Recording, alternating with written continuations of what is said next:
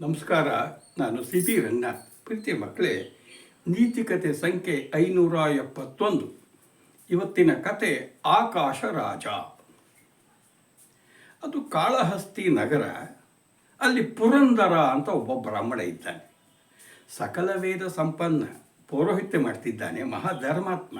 ಆಚಾರ ವಿಚಾರ, ನಡೆ ನುಡಿ, ದಾನ ಧರ್ಮ ಎಲ್ಲದರಲ್ಲೂ ಎತ್ತಿದ ಕೈ. ಅವನಿಗೆ ತಕ್ಕ ಜೋಡಿ ಅವನ ಹೆಂಡತಿ. ಇವರಿಬ್ಬರಿಗೆ ಒಬ್ಬನೇ ಒಬ್ಬ ಮಗ. ಅವನ ಹೆಸರು ಮಾಧವ ಅಂಥೇಳಿ. ಅದು ನೋಡ್ಲಿಕ್ಕೆ ಭಾಳ ಚೆಂದಿದ್ದಾನೆ. ಅಪ್ಪ ಅಮ್ಮನ ಕೈಯಲ್ಲಿ ಚೆನ್ನಾಗಿ ಪಳೆದವನು. ಅವನು ಸಹಿತ ವೇದ ಸಂಪನ್ನ, ಸದಾಚಾರಿ. ಜೊತೆಗೆ ಪೌರೋಹಿತ್ಯ ಚೆನ್ನಾಗಿ ಅವ್ರ ಅಪ್ಪನ ಜೊತೆ ಹೋಗಿ ಕಲಿತು ಬಿಟ್ಟಿದ್ದಾನೆ. ಅದೇ ರೀತಿ 4 ಜನರಲ್ಲಿ ಅಪ್ಪ ಮಗ ಹೋಗಿ ಆ ಊರಿನಲ್ಲಿ ಪೌರೋಹಿತ್ಯಕ್ಕೆ ಒಳ್ಳೆ ಹೆಸರು ಗಳಿಸ್ಬಿಟ್ಟಿದ್ರು. ಒಳ್ಳೆ ಗೌರವ ಇತ್ತು. 25 ವರ್ಷ ಪ್ರಾಯ ಆಯಿತು. ಮಗನಿಗೆ ಮದುವೆ ಮಾಡಬೇಕು ಅಂಥೇಳಿ ಬಂಧುಗಳಲ್ಲೇ ಚಂದ್ರಲೇಖಾ ಅನ್ನೋ ಹುಡುಗಿಯನ್ನು ತಂದು ಮದುವೆ ಮಾಡಿದರು. ನೋಡ್ಲಿಕ್ಕೆ ಅವಳು ಸಹಿತ ಗುಣವಂತೆ, ರೂಪವಂತೆ, ಒಳ್ಳೆ ಮಂತಂದವಳು. ಇಬ್ಬರು ಸಹಿತ ಮಾಧವ ಚಂದ್ರಲೇಖಾ ಸಂತೋಷವಾಗಿ ಸಂಸಾರ ಮಾಡಿಕೊಂಡಿದ್ದಾರೆ. ಹೀಗೆ 2-3 ವರ್ಷ ಕಳೆದು ಬಿಡ್ತು. ಆದರೆ ಮಾಧವ ದುಷ್ಟರ ಸಹವಾಸಕ್ಕೆ ಬಿದ್ದು ಬಿಟ್ಟ. ಯಾವಾಗ ನೀಚರ ಸಹವಾಸಕ್ಕೆ ಬಿದ್ದನೋ ಅವರ ಒಂದೊಂದೇ ದುಷ್ಟ ಗುಣಗಳು ಇವನಲ್ಲಿ ಬರಲಿಕ್ಕೆ ಶುರುವಾಯಿತು. ಅವ್ರ ಜೊತೆಗೆ ಹೋದವನು ಒಂದಿನ ಬಲವಂತ ಮಾಡಿ ಅವ್ರು ಮದ್ಯಪಾನ ಮಾಡಿಸ್ಬಿಟ್ರು. ಮದ್ಯಪಾನದ ರುಚಿ ಹೆತ್ತದವನು ಮತ್ತೆ ಮದ್ಯಪಾನವನ್ನು ಮಾಡ್ತಾ ಅದರ ವ್ಯಸನಿಯೇ ಆಗಿಬಿಟ್ಟ. ಒಂದೇ ದುರ್ಗುಣಕ್ಕೆ ನಿಲ್ಲತ್ವ ಜೂಜಾಟಕ್ಕೆ ಕರ್ಕೊಂಡು ಹೋದರು. ಜೂಜಾಟಕ್ಕೂ ಬಿದ್ದ. ಈಗೇನಾಯಿತು, ಯಾವಾಗ ಜೂಜಾಟ ಆಡ್ತಿದ್ದಾನೆ ಈ ಕಡೆಗೆ ಹೆಂಡ ಕುಳಿತಾನೆ. ಅದಕ್ಕೆ ದುಡ್ಡು ಬೇಕು. ಎಷ್ಟು ದಿನ ಅವ್ರು ಕೊಡಿಸ್ತಾರೆ. ಇವನೇನು ಮಾಡ್ದ, ಮನೆಯಲ್ಲಿ ಸುಳ್ಳು ಹೇಳಲಿಕ್ಕೆ ಶುರು ಮಾಡ್ದ. ದುಡ್ಡು ತಂದ. ಕೆಲವು ಸಲ ಮನೆಯಲ್ಲೇ ಕಳ್ತನ ಮಾಡಲಿಕ್ಕೆ ಶುರು ಮಾಡಿಬಿಟ್ಟ. ಇದರ ನಡುವೆ ಅವ್ರ ಜೊತೆಗೆ ಸೇರಿದವನು ಮಾಂಸಾಹಾರ. ಬ್ರಾಹ್ಮಣರು ಅಪ್ಪಟ ಸಸ್ಯಾಹಾರಿಗಳು, ಸದಾಚಾರಿಗಳು. ಇವನು ಮಾಂಸಾಹಾರ ಶುರು ಮಾಡ್ದ. ಅಲ್ಲಿಗೆ ನಿಲ್ಲಿಲ್ಲ, ಗೋಮಾಂಸ ಭಕ್ಷಣಿಗೂ ಶುರು ಮಾಡಿಬಿಟ್ಟ. ಇವನಿಗೇನು ಅನ್ನಿಸ್ತಾನೇ ಇಲ್ಲ. ಇವನ ಕಲ್ಯಾಣ ಗುಣಗಳು ಒಂದೊಂದೇ ಮನೆಗೂ ತಲುಪ್ತು. ಮನೆಯಲ್ಲಿ ಆಚಾರ ವಿಚಾರ ಬಿಟ್ಟ, ಸ್ನಾನ ಸಂಧ್ಯಾವನೆ ಬಿಟ್ಟ, ಪೌರೋಹಿತ್ಯ ಬಿಟ್ಟ. ಯಾವಾಗಲೂ ಸಹಿತ ಮನೆಯಲ್ಲಿ ಇದ್ದವನು ವಾದಾಡ್ಕೊಂಡು ಮನೆಯಲ್ಲೇ ಇರ್ತಿರ್ಲಿಲ್ಲ. ಅಲ್ಲಿಗೂ ನಿಲ್ಲಿಲ್ಲ. ಇಂಥ ಚಂದದ ಗುಣವಂತಿ ಹೆಣ್ಣನ್ನು ಬಿಟ್ಕುಂತಳೆ ಅಂಥೇಳಿ ಒಬ್ಬ ಬೆಳಗು ಬೆನ್ನಾಡಿ ಗಾತಿಯ ಬಲೆಗೆ ಬಿದ್ದ. ಅವಳನ್ನೇ ಇಟ್ಕೊಂಡು ಅವಳ ಜೊತೆಗೆ ಇದ್ದು ಬಿಟ್ಟೆ. ಯಾವಾಗಲೂ ಮನೆಗೆ ಬಂದ ಹೋದ. ಹಿಂಗಾಗಿಬಿಡ್ತು. ಸ್ವಾಭಿಮಾನಿ, ಗುಣವಂತೆ, ಪತಿವ್ರತೆಯಾದಂತಹ ಆ ಹೆಣ್ಣುಮಗಳು ಚಂದ್ರಲೇಖಾ ಯಾವಳೋ ನೀಚ ಹೆಣ್ಣನ ಸಹವಾಸದಲ್ಲಿ ಬಿದ್ದಿರೋ ಗಂಡನ ಜೊತೆಗೆ ಇರೋಕ್ಕೆ ಇಷ್ಟಪಡಲಿಲ್ಲ. ನೋಡಿ, ಅವಳ ಸಹವಾಸ ಬಿಡಿ ಅಂತ ಹೇಳಿರೋನು ಬಿಡಲಿಲ್ಲ. ಕೊನೆಗೆ ಇವಳೇ ಮನೋನೊಂದು ಅತ್ತೆ ಮಾವನಿಗೆ ಕ್ಷಮೆ ಕೋರಿ ತವ್ರ ಮನೆಗೆ ಹೋಗಿ ಸೇರ್ಕೊಂಡು ಬಿಟ್ಲು. ಈಗ ಪಾಪ ನಮ್ಮ ಪುರಂದರರಿಗೆ ತಲೆ ಎತ್ತಕ್ಕಾಗ್ತಾ ಇಲ್ಲ.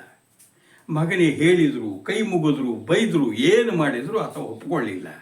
ಸೀತೆ ಏನು ಮಾಡಿದ, ಒಂದಿನ ಆತ ಅಪ್ಪನ ಮನೆಗೆ ಬಂದು ಕೂತು ನನಗೆ ಆಸ್ತಿಲಿ ಪಾಲು ಕೊಡು, ನಾನು ಅವಳ ಜೊತೆ ಚೆನ್ನಾಗಿರಬೇಕು, ನನಗೆ ಅದು ಬೇಕು ಇದು ಬೇಕು. ಯಾಕೆ ದುಡಿಮೆ ಇಲ್ಲೇ ಇಲ್ಲ.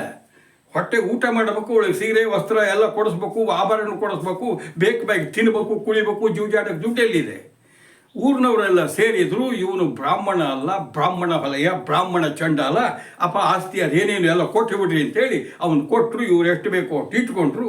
ಬಾಕಿದೆಲ್ಲ ನೋಡಪ್ಪ, ನಾನು ಸತ್ರ ಅವನು ಹೆಣನ್ನು ಸುಡಕ್ಕೆ ಬರಬಾರ್ದು ಅಂತೇಳಿ ಅಲ್ಲಿ ಯಾವುದೋ ದೇವಸ್ಥಾನಕ್ಕೆ ತಮ್ಮ ಆಸ್ತಿನೆಲ್ಲ ಬರೆದು ಬಿಟ್ರು. ಇವನು ಆಸ್ತಿ ಎಲ್ಲ ತೊಗೊಂಡು ಹೋದ. ಇವನೇನು ಬೇಕೋ ಮೋಜು ಮಾಡ್ಕೊಂಡು ಇದ್ದು ಬಿಟ್ಟ. ಅಪ್ಪ ಅಮ್ಮ ಅದೇ ಕೊರೋರು ಸತ್ತೋದ್ರು. ಅವ್ರ ಆಸ್ತಿನ ಯಾವುದೋ ದೇವಸ್ಥಾನಕ್ಕೆ ಹೋಯ್ತು ಉಳಿದಿದ್ದು. ಇವನಿಗೆ ಎಷ್ಟು ಬರುತ್ತೆ. ಕುಡ್ದ ತಿಂದ ಮಜಾ ಮಾಡ್ದ. ಅವಳಿಗೂ ಸಹಿತ ಏನು ತೊಗೊಂಡೋದು ಎಲ್ಲ ಆಯಿತು. ಅವಳಿಗೆ ಏನಾಗ್ಬಿಡ್ತು, ಕಾಯಿಲೆ ಬಂದುಬಿಡ್ತು. ಆದರೆ ಕಾಯಿಲೆ ಬಂದರೂ ಸಹಿತ ಅವಳ ಜೊತೆಗೇ ಇದ್ದ. ಇವನಿಗೆ 50 ವರ್ಷ. ಒಂದಿನ ಅವಳು ಸತ್ತೇ ಹೋಗಿಬಿಟ್ಲು. ಮನೇಲಿ ಏನೂ ಇಲ್ಲ.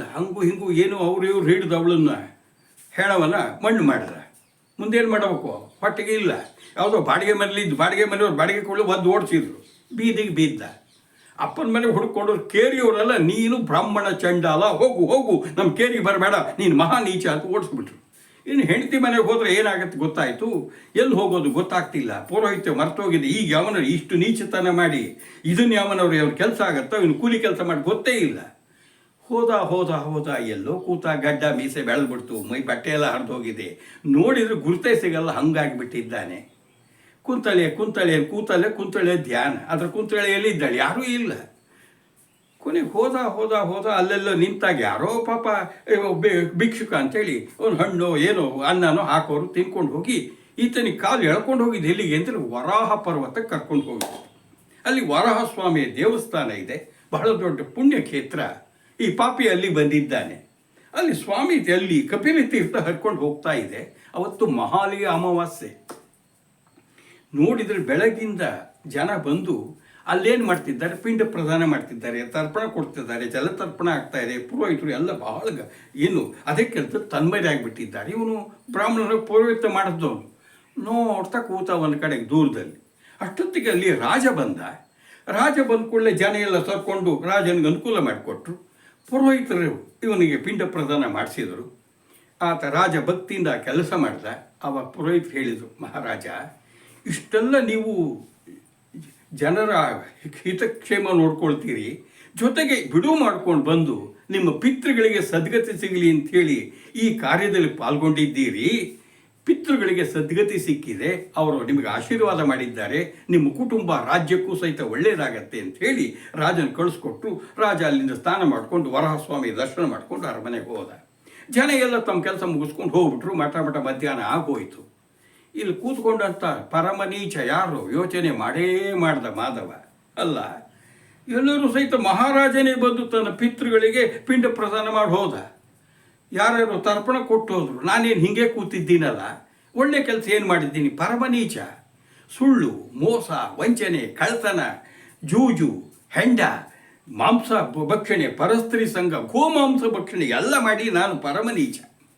ಅಪ್ಪ ಅಮ್ಮನಿಗೆ ಒಂದು ಬೆಂಕಿ ಕೊಡಲಿಲ್ಲ.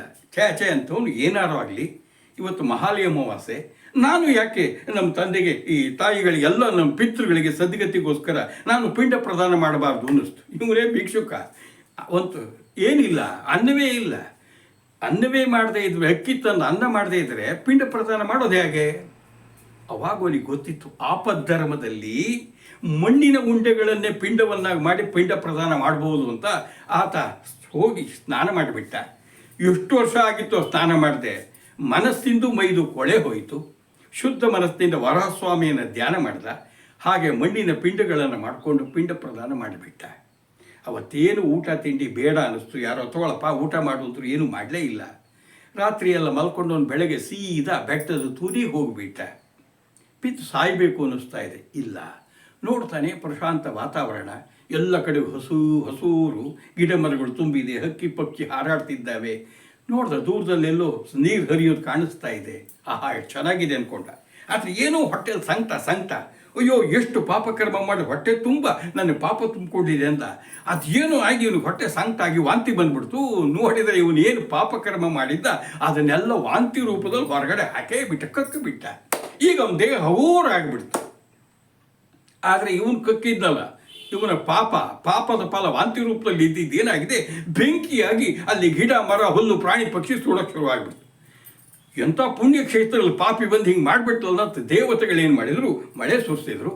ಇದರಿಂದ ಏನಾಯಿತು, ಆ ಬೆಂಕಿಯೆಲ್ಲ ನಂದು ಹೋಗಿಬಿಡ್ತು.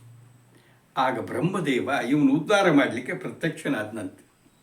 ಅಪ್ಪ ಮಾಧವ ಅಂದ ಕೂಡಲೇ ಮಾಧವ ನೋಡ್ದ, ಬ್ರಹ್ಮದೇವನ ಕಾಲಿಗೆ ನಮಸ್ಕಾರ ಮಾಡಿ, ದೇವ, ನಾನು ಹಣೆ ಬರದಲ್ಲಿ ಏನೇನೋ ಬರೆದು ಬಿಟ್ಟಿದ್ದೇನೆ, ಏನೋ ಅದೇ, ನನಗೆ ಉದ್ಧಾರ ಮಾಡು, ನಾನು ಏನಾದ್ರು ಒಳ್ಳೆ ಹಾದಿಯಲ್ಲಿ ನಡಿಬೇಕಪ್ಪ ಅಂತೇಳಿ ಪರಿಪರಿಯಾಗಿ ಪ್ರಾರ್ಥನೆ ಮಾಡ್ಕೊಂಡ ಹೇಳ್ದ. ನೋಡು ಮಾಧವ, ನಿನ್ನ ಹಣೆ ಬರ ಬದಲಾಗಬೇಕು ಅಂದರೆ ಒಂದು ಮಾರ್ಗ ಇದೆ. ನೀನು ಇಲ್ಲೇ ನೆಲೆಸು, ನೀನು ಎಲ್ಲ ದುಷ್ಕಾರ್ಯಗಳನ್ನು ಮರೆತು ಬಿಡು. ಪ್ರತಿದಿನ ಸ್ವಾಮಿ ತೀರ್ಥದಲ್ಲಿ ಸ್ನಾನ ಮಾಡು, ಭಗವಂತನನ್ನು ಧ್ಯಾನ ಮಾಡು, ವರಹ ಸ್ವಾಮಿಯನ್ನು ಆರಾಧನೆ ಮಾಡಿ ಇಲ್ಲೇ ನೀನು ದೇಹತ್ಯಾಗ ಮಾಡಬೇಕು.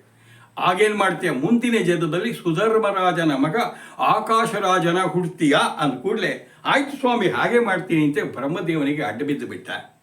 ಹಾಗೆಯೇ ಸ್ವಾಮಿ ತೀರ್ಥದಲ್ಲಿ ಸ್ನಾನ ಮಾಡಿ ಪ್ರತಿದಿನ ವರಹಸ್ವಾಮಿನ ಆರಾಧನೆ ಮಾಡಿಕೊಂಡು ದೇವಸ್ಥಾನದಲ್ಲಿ ಸೇವೆ ಮಾಡಿಕೊಂಡಿದ್ದ. ಅಲ್ಲೇನು ಕೊಡ್ತಾರೆ ಪ್ರಸಾದ ತಿನ್ಕೊಂಡಿದ್ದ. 10 ವರ್ಷ ಆದಮೇಲೆ ಒಂದಿನ ವರಹಸ್ವಾಮಿ ಪ್ರಾರ್ಥನೆ ಮಾಡ್ತಾ ಸ್ನಾನ ಮಾಡ್ತಾ ಇರಬೇಕಾದ್ರೆ ಆಯಸ್ಸು ಮುಗಿತು. ಹಾಗೆ ಒಂದು ದೇಹ ಜಲಸಮಾಧಿ ಆಗೇ ಹೋಗಿಬಿಡ್ತು. ಬ್ರಹ್ಮದೇವ ಹೇಳಿದಾಗೆ ಮರುಜನ್ಮ ಬಂತು. ಮರುಜನ್ಮದಲ್ಲಿ ಸುಧರ್ಮರಾಜನ ಮಗನ ಕೊಟ್ಟುಬಿಟ್ಟ. ಬ್ರಾಹ್ಮಣ ಕುಮಾರನಾದವನು ಈಗ ರಾಜಕುಮಾರ. ಸರಿ, ಸಕಲ ವಿದ್ಯಾ ಪಾರಂಗತನಾದ ಯುವರಾಜನಾಗಿದ್ದಾನೆ. ಇವನಿಗೆ ಆಕಾಶರಾಜ ಅಂತ ಹೆಸರಿಟ್ಟಿದ್ದಾರೆ. ಮಹಾರಾಜ ಸುಧರ್ಮರಾಜ ಮರಣ ಹೊಂದಿದ ಮೇಲೆ ಇವನೇ ಮಹಾರಾಜನಾಗಿಬಿಟ್ಟ. ಧರಣಿ ದೇವಿಯನ್ನು ಮದುವೆಯಾಗಿದ್ದಾನೆ. ಇವನಿಗೆ ಸಂತಾನ ಇಲ್ಲ. ಪುರೋಹಿತರು ಕೇಳಿದ, ಒಂದು ಕೆಲಸ ಮಾಡಪ್ಪ, ಪುತ್ರಕಾಮೇಷ್ಟಿ ಯಾಗ ಮಾಡು ಅಂದರು. ಸರಿ, ದಂಪತಿಗಳಿಬ್ಬರು ಪುತ್ರಕಾಮೇಷ್ಟಿಯಾಗ ಕೂತ್ಕೊಳ್ಬೇಕಾದ್ರೆ ಮೊದಲು ನೆಲವನ್ನು ಸ್ವಚ್ಛ ಮಾಡಬೇಕು, ಹಸನ ಮಾಡಬೇಕು. ಬಂಗಾರ ನೇಗಿಲು ಹಿಡ್ಕೊಂಡು ಇಬ್ಬರು ಉಳ್ತಾ ಇರಬೇಕಾದ್ರೆ ಏನೋ ತೊಂದರೆ ಕೊಡ್ತಾ ಇದೆ. ಅಗದು ನೋಡಿದರೆ ಮಣ್ಣಲ್ಲಿ ಒಂದು ಬಂಗಾರದ ಪೆಟ್ಟಿಗೆ ತೆಗೆದು ಮುತ್ತಾದ ಹೆಣ್ಣು ಮಗು. ಅಯ್ಯೋ, ಈ ಮಗು ಸಿಕ್ತು ಅಂದಾಗ ಅಶರೀರವಾಣಿ ಕೇಳ್ತಂತೆ. ನೋಡು, ಈ ಮಗುವಿಗೆ ಏನು ಪದ್ಮಾವತಿ ಅಂತ ಹೆಸರಿಡು. ಏನಾಗುತ್ತೆ, ನಿನ್ನ ದಿಕ್ಕೇ ಬದಲಾಗಿ ಹೋಗುತ್ತೆ ನಿನ್ನ ಬದುಕಿಂದು. ಮುಂದೆ ಈತನನ್ನು ಯಾರು ಸಾಕ್ಷಾತ್ ಪರಮಾತ್ಮ ವಿಷ್ಣುವಿನೇ ಮದುವೆ ಆಗ್ತಾನೆ, ನಿನ್ನ ಅಳಿಯನಾಗ್ತಾನೆ ಅಂತ ಅಶರೀರವಾಣಿ ಆಯಿತು. ಈತ ಕೈ ಮುಗಿದು ಬಿಟ್ಟ. ಹಾಗೆ ಆ ಮಗುವನ್ನು ಸಾಕ್ದ ಪದ್ಮಾವತಿ 18 ವರ್ಷದ ಸುಂದರ ತರುಣಿಯಾಗಬೇಕು. ಈ ಕಡೆಗೆ ವೈಕುಂಠದಲ್ಲಿ ಭೃಗುಮುನಿ ಬಂದಾಗ ಭೃಗುಮುನಿ ಕಾಲಿಂದ ಒದ್ರು. ಇವರು ಲಕ್ಷ್ಮೀ ವಿಷ್ಣು ಸರಸಲ್ಲಾಪದಲ್ಲಿದ್ದರು ಅಂಥೇಳಿ ತಮ್ಮ ಕಡೆ ಗಮನ ಕೊಡಲಿಲ್ಲ ಅಂಥೇಳಿ ಲಕ್ಷ್ಮಿ ಸಿಟ್ಟು ಮಾಡ್ಕೊಂಡು ಹೋದ್ಲು. ಈತ ಭೃಗುಮುಗ ಕಾಲನ್ನು ಹಿಡಿದು ಅವರಿಗೆ ಉಪಚಾರ ಮಾಡಿ ಶಾಂತ ಮಾಡಿ ಕಳಿಸಿಬಿಟ್ಟ. ಲಕ್ಷ್ಮಿ ಹುಡ್ಕೊಂಡು ಭೂಲೋಕಕ್ಕೆ ಬಂದ. ಭೂಮಿ ಸ್ಪರ್ಶ ಆಗ್ತಿದ್ದಂಗೆ ವಿಷ್ಣುಗೆಲ್ಲ ಮರೆ ಆಯಿತು. ಶ್ರೀನಿವಾಸನಾಗಿಬಿಟ್ಟ. ಬಕುಳಾದೇವಿ ತನ್ನ ಮಗನ ಕರ್ಕೊಂಡೋಗಿ ಆಶ್ರಮದಲ್ಲಿ ಇಟ್ಕೊಂಡ್ಲು. ಬೇಟೆಗೆ ಹೋದಾಗ ಪದ್ಮಾವತಿಯನ್ನು ನೋಡ್ದ, ಪ್ರೀತಿ ಹುಡ್ತು. ಮಹಾರಾಜನ ಹತ್ರ ನಿಯೋಗ ಹೋದರೆ ಬಕುಳಾದೇವಿದು ಒಪ್ಪಲೇ ಇಲ್ಲ. ಯಾವನೋ ಬೀದಿಲಿ ಹೋಗೋ ನನ್ನ ಮಗಳು ಹೆಂಗೆ ಕೊಡಲಿ ಅಂತ. ಯಾಕೆ ಅಶರೀರವಾಣಿ ಇದೆ, ಬರ್ತಾನೆ ಅವನು ಸಾಕ್ಷಾತ್ ಶ್ರೀ ವಿಷ್ಣು ಅಂತ. ಕೊನೆಗೆ ಕೊರವಂಜಿ ವೇಷದಲ್ಲಿ ಹೋಗಿ ಶ್ರೀನಿವಾಸ ಅವರಿಗೆ ಕಣಿಯನ್ನು ಹೇಳ್ದ. ಕೊನೆಗೆ ಎಲ್ಲೋ ಜ್ಞಾನೋದಯ ಆಯಿತು. ಶ್ರೀನಿವಾಸ ಪದ್ಮಾವತಿಯರ ವಿವಾಹ ವೈಭವದಲ್ಲಿ ಹಿಡಿದು ಸಕಲ ದೇವತೆಗಳು ಪಾಲ್ಗೊಂಡಿದ್ದರು. ಆಗ ಆಕಾಶರಾಜ ಸಂತೋಷಪಟ್ಬಿಟ್ಟ. ಹಬ್ಬ, ಏನಾಗಿಬಿಟ್ಟೆ ಮಾರೇ, ನನ್ನ ಜೀವನ ಸಾರ್ಥಕ ಆಯಿತು. ಈಗಲೂ ಸಹಿತ ನೋಡಿ, ತಿರುಪತಿಯಲ್ಲಿ ಮದುವೆ ನಡೆದಿದ್ದು ಶ್ರೀನಿವಾಸಂದು ಪದ್ಮಾವತಿದು ಅಂತ ಹೇಳ್ತಾರೆ. ಶ್ರೀನಿವಾಸ ಈಗ ತಿರುಪತಿಯಲ್ಲಿ ನೆಲೆಸಿದ್ದಾನೆ. ಭಕ್ತರೆಲ್ಲ ಹೋಗಿ ಅವನು ದರ್ಶನ ಮಾಡ್ಕೊಂಡು ಬರ್ತಾರೆ. ನೋಡಿ, ಎಲ್ಲರ ಕಷ್ಟಗಳು ಪರಿಹಾರ ಆಗತ್ತೆ. ಹೇಗಿದೆ, ಯಾವತ್ತೂ ಸಹಿತ ಮಾಡಿದರೆ ಆಗಬಾರ್ದಾಗತ್ತೆ. ಬ್ರಾಹ್ಮಣ ಕುಮಾರನಾದವನು ಮಾಧವ ಹೇಗೆ ಹಾಳಾಗಿ ಹೋಗಿದ್ದ, ಆದರೆ ಬ್ರಹ್ಮದೇವನ ಮಾತನ್ನು ಕೇಳಿ ಒಳ್ಳೆ ಹಾದಿಯಲ್ಲಿ ನಡೆದಿದ್ದಕ್ಕೆ ಹೇಗೆ ಅವನು ಬದುಕು ಉದ್ಧಾರ ಆಯಿತು. ಯಾವತ್ತು ಒಳ್ಳೆ ಹಾದಿಯಲ್ಲಿ ನಡೀಬೇಕು, ಒಳ್ಳೆ ರೀತಿಯಲ್ಲಿ ನಡೆದ್ರೆ ಒಳ್ಳೆಯದಾಗತ್ತೆ. ಇದಕ್ಕೆ ಉದಾಹರಣೆ ಅಲ್ವಾ? ನಮಸ್ಕಾರ.